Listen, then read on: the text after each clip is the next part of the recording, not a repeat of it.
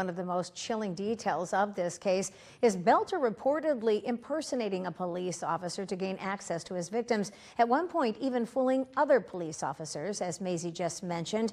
But how common is it for criminals to pretend to be an officer? And what should you do if you think it's happening to you? That's the question ABC 6 News reporter Chandler Jackson looked into for us today, and he joins us live. Chandler, what can you tell us? Well, Robin, while pretending to be an officer might be common in movies and television, it's far less so in reality. But that doesn't make it any less possible or any less dangerous.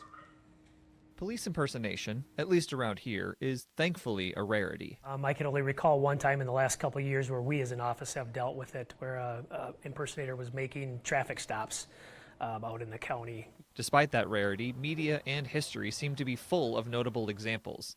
The Los Angeles red light bandit from the 1940s and Ted Bundy in the 1970s, to name a few. Research on this type of crime is limited, but shows common motivations tend to be for other criminal activity such as theft or a desire for the authority and notoriety being an officer provides. Regardless of the motivation, though, it can be extremely damaging for everyone.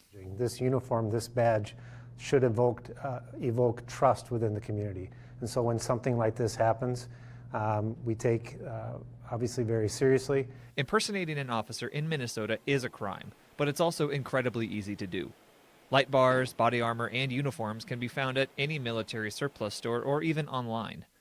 That's why officials say one of the best ways to tell if an officer is real is to check for the details. The duty uniform should be clean, have all the required equipment on it, including a body camera, taser, gun, all those items. Really the differentiator is the patches that we wear and the badge that we wear, and then also the marked squad cars that we drive around and our patrol officers patrol the community in. They also say that if you're ever unsure, calling 911 to confirm any interaction is legitimate is perfectly fine. Any steps that we can find and identify to people to make them feel better about the interactions they're having with a real officer is just going to help everyone in the entire process. Law enforcement also told me any real officer should be able to tell you why they are there or have pulled you over, and should be able to provide a business card or some other identification when asked. Live in the newsroom, Chandler Jackson, ABC 6 News.